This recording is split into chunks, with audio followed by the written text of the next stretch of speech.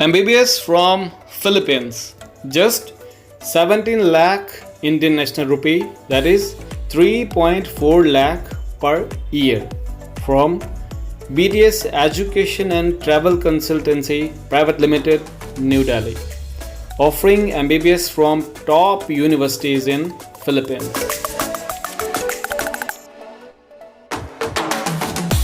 Welcome to BTS. Study MBBS in Philippines. Complete detailed information about top universities in Philippines, eligibility criteria, course duration, hostel accommodation, fee structure, placement and internship, etc. मेरा नाम मोहम्मद अनवर है। मेरा नाम मोहम्मद शकील है। हमारी BTS education consultancy Delhi में 10 साल से है और हम हर साल 100 प्लस बच्चे एजुकेशन के लिए अब्रॉड में भेजते हैं।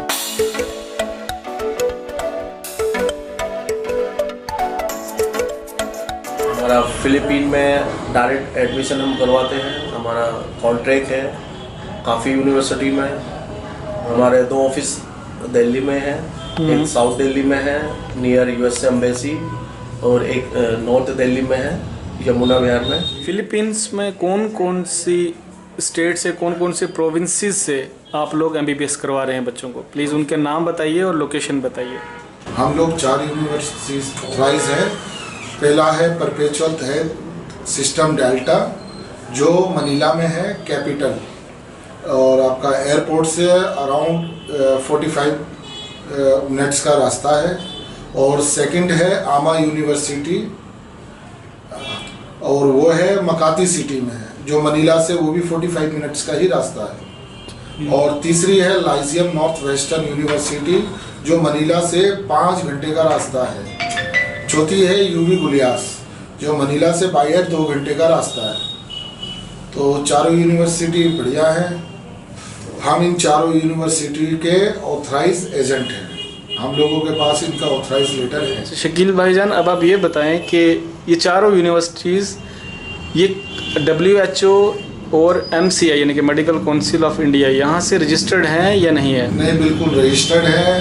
बच्चा गूगल पे जाके चेक भी कर सकता है और MCI की साइट पर चेक भी कर सकता है जो अब NMC हो गई है, और WHO की साइट पर भी चेक कर सकता है जिससे उसे भरोसा रहेगा बच्चे को। ठीक है। अच्छा शकील सर, अब आप ये बताएं कि अगर कोई इंडियन स्टूडेंट फिलीपींस में जाके MBBS करना चाहता है तो उसके लिए एलिजिबिलिटी क्राइटेरिया क्या रहेगा? उसका 10th और 12th में 50% मार्क्स होने चाहिए। ओके। और नीट पास होना चाहिए। जो नीट में जो 137 अराउंड रैंक उसका आना चाहिए। तो बस यही है उसके लिए बच्चों को। तो सिर्फ यही एलिजिबिलिटी क्राइटेरिया है, 10+2 50% मिनिमम मार्क्स फिजिक्स, केमिस्ट्री और बायोलॉजी में, और नीट एग्जाम में 137 मिनिमम पासिंग होना चाहिए। ओके जी। अनवर सर, अब आप ये बताएं कि किस तरीके से एक स्टूडेंट, एक 10+2 किया हुआ स्टूडेंट जिसका एलिजिबिलिटी क्राइटेरिया फुलफिल होता है, ऐसा स्टूडेंट किस तरीके से इन यूनिवर्सिटीज़ में, इन चारों यूनिवर्सिटीज़ में से किसी एक में अपने आप को एनरोल कर सकता है BTS के द्वारा? जी, सबसे पहले हम उनका डॉक्यूमेंट चेक करते हैं जो पासिंग रेट होते हैं अगर बच्चे के। तो फर्स्ट ऑफ ऑल हम सारे डॉक्यूमेंट यूनिवर्सिटी में सेंड करते हैं बाय मेल। हम फिर यूनिवर्सिटी एडमिशन लेटर इशू करती है। हम वो एडमिशन लेटर बाय मेल भी आता है और बाय पोस्ट भी। फिर बच्चा हमारे पास आएगा, हम वो मेल लेटर दोनों उसे देते हैं, ईमेल ID भी बताते हैं यूनिवर्सिटी की। फिर बच्चे का सेकंड स्टेप होता है उनका वीज़ा प्रोसेस। और वीज़ा प्रोसेस होता है फर्स्ट ऑफ ऑल सारे डॉक्यूमेंट जो हमारी गवर्नमेंट है, इंडियन गवर्नमेंट, उससे सारे डॉक्यूमेंट उन पर वेरीफाई होते हैं मिनिस्ट्री ऑफ एक्सटर्नल अफेयर। फिर उनका थर्ड में होता है अम्बेसी प्रोसेस। ऐसे होता है सारे डॉक्यूमेंट अम्बेसी में सबमिट होते हैं और अम्बेसी उन्हें डेट देती है जो इंटरव्यू की डेट होती है, और इंटरव्यू में बच्चा जाएगा। और जो इंटरव्यू लेते हैं वो अपना फिलिपिनो ही होते हैं, और इंटरव्यू लेने के बाद उनका 1 वीक के अंदर वीज़ा इशू हो जाता है और उन्हें फिर एयरपोर्ट, हमारे साथी जाते हैं एयरपोर्ट भी साथ में, एयरपोर्ट ड्रॉप करते हैं और वहाँ पे उनका हमारे जो हॉस्टल है, वहाँ से गाड़ी आती है लेने उन्हें, और वो हॉस्टल में सारे बच्चों को सेफली वहाँ छोड़कर फिर रिटर्न इंडिया आते हैं। जी यही प्रोसेस है, कोई इतना लंबा प्रोसेस नहीं है, बहुत इजी प्रोसेस है। अगर बच्चा के डॉक्यूमेंट ठीक है और बच्चे का एक पासिंग रेट अच्छे है तो एक अच्छा स्कोप है उनका फिलीपीन में MBBS करने का। ओके शकील सर, अब कोर्स के बारे में बताइए कि कितने साल का कोर्स रहेगा MBBS का? फिलीपींस में कुछ कॉलेज ऐसे हैं जिसमें 6 ईयर का कोर्स होता है और ज़्यादातर कॉलेज ऐसे हैं जिसमें 5.5 का कोर्स होता है। जैसे आमा यूनिवर्सिटी है उसमें 6 ईयर है, और बाकी जो यूनिवर्सिटी है जैसे लाइजियम हो गया, परपेचुअल हो गया और आपका यूवी गुलियास हो गया, इनमें सब में 5.5 का ही कोर्स होता है। अच्छा अनवर जी, आप ये बताइए कि कोर्स ड्यूरेशन जैसा कि 5.5 साल का है जी बिल्कुल है। और एनरोलमेंट के बारे में भी आपने बता दिया, तो अगर किसी भी स्टूडेंट को किसी किस्म की क्वेरी हो तो वो किस तरीके से आपसे कांटेक्ट कर सकता है? जी वो बिल्कुल कर सकता है, और हमारा जो अपना डिस्प्ले नंबर हो रहा है तो उस पर 24 आवर वो कभी भी कॉल करेगा तो उन्हें रिप्लाई मिल जाएगा, या हमें वो ईमेल कर सकते हैं। हमारी वेबसाइट पे हमारी ईमेल आईडी है, और अगर उन्हें कोर्स या फीस स्ट्रक्चर या जो भी उन्हें चाहिए उनकी ईमेल आईडी पे हम प्रोवाइड कर सकते हैं विदिन 24 आवर। तो जिस स्टूडेंट को कोई भी इंफॉर्मेशन चाहिए अबाउट MBBS फिलीपीन या अब्रॉड में कहीं भी, तो वो हमसे कॉन्टेक्ट कर सकते हैं, कोई प्रॉब्लम नहीं है। या फिर पर्सनली भी यहाँ विजिट कर सकते हैं, या हमारे जो ब्रांचेस है, 2 ब्रांच है दिल्ली में, तो वहाँ कहीं भी जाकर वो अपने फुल इंफॉर्मेशन ले सकते हैं फ्री ऑफ कॉस्ट, कोई चार्जेस नहीं है। हमारे जो काउंसलर है वो काउंसलिंग देंगे फ्री में, कोई उसका चार्जेस नहीं है, तो आप कभी भी आइए, मोस्ट वेलकम। अनवर जी, अब आप ये बताएं कि फिलीपींस कंट्री का लाइफस्टाइल कैसा है और ऑन कैंपस लाइफ कैसी है, यानी कि जो स्टूडेंट्स यहाँ से MBBS के लिए जाते हैं जी उनको किस किस्म की परेशानियाँ वहाँ पे आती हैं ऑन कैंपस, यानी कि यूनिवर्सिटी के अंदर कोर्स करते वक्त किस किस किस्म की समस्या उनको आती है? देखिए परेशानी तो कोई नहीं है, बच्चा वहाँ जाएगा, और ऑन कैंपस अगर देखा जाए तो बहुत अच्छा है। वहाँ के जो टीचर है या जो वहाँ का लोकल स्टूडेंट है वो बहुत फ्रेंडली है, कोई प्रॉब्लम नहीं है। जितने भी स्टूडेंट है और जो भी है, बहुत से स्टूडेंट बाहर से आते हैं, जैसे मलेशिया से, नाइजीरिया से और कंट्री से भी। तो वहाँ सबसे अच्छी बात यह है कि आप सिर्फ इंग्लिश में आप सबसे बोलोगे, और उधर से जो भी लोकल है वो भी इंग्लिश में, तो 98% सब इंग्लिश यूज़ करते हैं। तो इसमें एक अच्छी बात है कि जो लोकल लैंग्वेज है वो इतना यूज नहीं करते, तो हमारे बच्चे उसमें, जो हमारे इंडियन स्टूडेंट हैं वो अच्छे रहते हैं उसमें। और कैंपस में अच्छी लाइफ है, कोई प्रॉब्लम नहीं है। कैंपस में ही स्विमिंग पूल है, फूड अवेलेबल है, इंडियन फूड भी है वहाँ पर, इंडियन फूड है। और आप ट्रांसपोर्ट का देखा जाए तो किसी भी जगह से कहीं से भी जाएगा तो 15 से 20 रुपए में वहाँ आसपास मॉल में चले जाएगा बच्चा। और लोकालिटी भी अच्छी है, फ्रेंडली नेचर है वहाँ के लोकल आदमियों का। वहाँ पे हर जगह इंडियन फूड है, सबसे अच्छी बात यह है। इंडियन खाने के लिए प्रॉब्लम नहीं है, क्योंकि इंडियन के लिए इंडियन खाना बहुत इम्पोर्टेंट है। इंडियन कम्युनिटी कितनी है फिलीपींस में? इंडियन काफ़ी है, काफ़ी अगर आप देखा जाए तो स्टूडेंट ही बहुत है, बाकी अपने जो वहाँ पे इंडियन रहते हैं उनका भी बहुत अच्छा है। आप अगर देखा जाए कि यूनिवर्सिटी ऑफ परपेचुअल कैपिटल में है, मनीला में, तो वहाँ अगर आप जितना भी सराउंडिंग देखोगे तो वहाँ बहुत इंडियन है और बहुत ही रेस्टोरेंट है जो इंडियन ने वहाँ पे ओपन करे। तो इंडियन फूड है और काफ़ी इंडियन है वहाँ पर। मतलब ऐसे आइडिया, मतलब नंबर याद नहीं है, बट आप एक अच्छी लोकेलिटी, आपको हर जगह इंडियन मिलेगा, वहाँ बहुत ईजी है। क्लाइमेट कैसा है वहाँ पे? 12 महीने क्लाइमेट कैसा रहता है? 12 महीने क्लाइमेट बहुत अच्छा है वहाँ पे।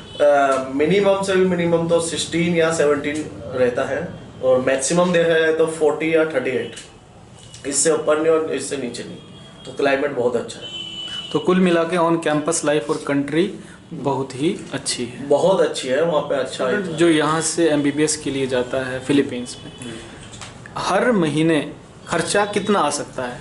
देखिए पर्सनल खर्चा तो वो जितना चाहे उतना उठा सकता है, बट अगर देखा जाए जो नीड है, जैसे लाइक फूड, या उनका फूड हो गया या उनका अपना हॉस्टल हो गया, तो ये बहुत अच्छा एक है वहाँ पर। मैक्सिमम से मैक्सिमम फिलिपिनो पैसों में अगर देखा जाए जो उनकी कंट्री है वो 10,000, मतलब हमारा अगर इंडियन में उसे कन्वर्ट करते हैं तो 15,000 के आसपास होता है। तो उसमें आपको हॉस्टल भी प्रोवाइड हो जाएगा और फूड भी, जिसमें इंडियन फूड होगा, 2 टाइम फूड, सुबह ब्रेकफास्ट भी इसमें ही रहेगा। अनवर जी, अब ये बताएं कि जो स्टूडेंट्स यहाँ से फिलीपींस जाते हैं एमबीबीएस के लिए, उनकी हॉस्टल और उनकी अकोमोडेशन का क्या आप अरेंज करते हैं? क्या क्या फैसिलिटीज़ आप प्रोवाइड कराते हैं? जी बिल्कुल, हम करते हैं। हॉस्टल मिलेगा उन्हें, शेयरिंग रूम भी है, सिंगल रूम भी है।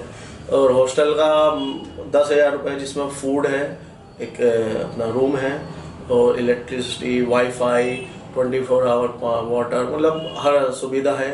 और वहाँ पे सबसे अच्छी बात यह है कि वहाँ सेपरेट हॉस्टल है, गर्ल्स और बॉयज़ का सेपरेट है, तो इसलिए कोई प्रॉब्लम नहीं है। और वहाँ रात 10 बजे के बाद हॉस्टल से कोई अलाउड नहीं है। अगर कोई इमरजेंसी आती है, अगर कुछ बच्चा स्टूडेंट ने कुछ लेने जाना है आउटसाइड में या कुछ भी, तो सबसे पहले वार्डन को इन्फॉर्म करेगा, वो परमिशन देगा, जब वो बाहर जा सकता है बच्चा। तो हॉस्टल और फूड बीटीएस एजुकेशन प्रोवाइड करवाता है। क्वेश्चन है कि फ़ीस स्ट्रक्चर, ये जो 4 यूनिवर्सिटीज़ हैं जिनमें आप एमबीबीएस के लिए स्टूडेंट्स को भेजते हैं, उनका मिनिमम फ़ीस स्ट्रक्चर और मैक्सिमम फ़ीस स्ट्रक्चर क्या क्या है? मिनिमम मान के चले हम लोग 17 लाख रुपए, और मैक्सिमम जो चलेगा वो 23,70,80 हज़ार के आसपास। तो इससे ज़्यादा फीस स्ट्रक्चर नहीं है। अदरवाइज और हम बढ़िया कॉलेज में भी जाते हैं तो भी 27 से 28 लाख एंड है ये। इसके अलावा कोई अलग चार्जेस नहीं है। ये ट्यूशन फीस है सिर्फ फिलीपींस के कॉलेज के। किस तरीके से आप हेल्प करवाते हैं प्लेसमेंट और इंटर्नशिप को लेकर?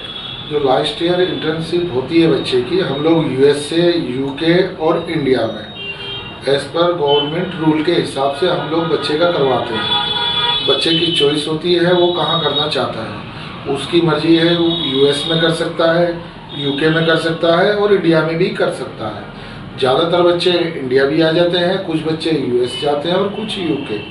तो बच्चे पे डिपेंड करता है वो कहाँ करना चाहता है। वजह है, आप उनको क्या एक रीज़न देना चाहेंगे कि स्टूडेंट्स इतने सभी कंसल्टेंसीज को छोड़ के अगर आपके पास आए तो वो क्यों आए? देखिए, सबसे पहले तो 15 लाख में तो कहीं भी अब्रॉड में नहीं होता, क्योंकि 15 बहुत वैसा हो जाता है। ये है, हाँ 20 लाख में, जैसे 17 से 18 लाख या 20 लाख में तो ऑप्शन है फिलीपीन में, ठीक है ना। और हमारे पास क्यों आए? सबसे पहले हमारा जो है पूरा जो प्रोसेस होगा ट्रांसपेरेंट होगा, कोई उसमें कुछ भी ऐसा नहीं है जो हिडन चार्जेस या हिडन कुछ भी प्रोसेस नहीं है। और दूसरा ये है कि हम जितनी भी फीस है, जैसे कॉलेज की फीस या जो भी है, वो हम कॉलेज में डायरेक्ट भरवाते हैं। हम उसमें ऐसा नहीं हमें दो या एजेंट को दो, वो कोई अलाउड नहीं है। तो स्टूडेंट ने डायरेक्टली पे करना है यूनिवर्सिटी का अकाउंट में, और उसका व्हाट्सएप या उसकी जो फी रिसीट है बस वो हमें देनी है, हम वो अपना फॉरवर्ड करेंगे, हम उससे प्रोसेस करेंगे। तो हमारा जो पूरा पैकेज होगा, सारी पेमेंट जितनी भी यूनिवर्सिटी की है वो उनके अकाउंट में ही जाएगी। सबसे पहले ये है। दूसरा, हम ये कहते हैं जो पेरेंट्स जाना चाहते हैं साथ में, तो हम उनका वीज़ा फ्री करते हैं और उन्हें उनके लिए फ़्लाइट और ये अरेंजमेंट, वहाँ पे हॉस्टल, फूड का सब हम अपनी तरफ से अरेंजमेंट करते हैं। तो ये एक है, और हमारा कोई ऐसा नहीं है जो हिडन चार्जेस नहीं हो। और हम सबसे अच्छी बात यह है, हमारे पास डायरेक्ट ऑथोराइजेशन है यूनिवर्सिटी का, तो बच्चा खुद आए और यहाँ पे एक बार और अच्छे से हम उसे बता सकते हैं। और बीटीएस एजुकेशन ईयरली हर साल 100+ बच्चे अपना एब्रॉड में भेजते हैं एजुकेशन के लिए। तो सारे बच्चे अपना खुश है और अच्छी लाइफ वहाँ पे कर रहे, स्टडी अच्छे से कर रहे हैं, अच्छे से वहाँ पे रह रहे। तो कोई कंप्लेंट नहीं है, कोई प्रॉब्लम नहीं है, पेमेंट का कोई इशू नहीं है। और हम खुद डायरेक्ट एम्बेसी में ऑथोराइजेशन है। बहुत से एजेंट क्या करते हैं, आपसे डॉक्यूमेंट लेंगे, थर्ड एजेंट को देंगे, वो उधर प्रॉब्लम करेगा, बहुत सौ का वीज़ा जो है ब्लॉक भी हो जाता है, मतलब लाइक ब्लैक लिस्ट में भी आ जाता है। तो प्रोसेस उनका अच्छे से नहीं होता। तो हम डायरेक्ट अपना एडमिशन करवाते हैं, डायरेक्ट वीज़ा हम खुद करवाते हैं हर बच्चे का जो हमारे से जाते हैं। तो हम एम्बेसी में भी ऑथोराइज है, यूनिवर्सिटी में भी। तो हमारे साथ कोई ऐसा नहीं कोई थर्ड पर्सन हो जो प्रोसेस में कहीं पे प्रॉब्लम हो। हम डायरेक्ट स्टूडेंट से मिलते हैं और डायरेक्ट वही डॉक्यूमेंट यूनिवर्सिटी में सेंड करते हैं। तो कहीं से कहीं कोई प्रॉब्लम के चांसेस नहीं है। Hi, I'm Muskan Rathor. I'm from New Delhi. Right now I'm pursuing MBBS from UB Gulyas, located in Cebu City. Basically, my experience quite good with BTS Education Consultancy. They helped me a lot in visa processing as well as my enrollment. First of all, they get me the enrollment letter from the university directly, and after that getting my letter through email, I directly go to the BTS and they will resolve all my queries regarding visa processing. Basically, I saw many of the students over there who are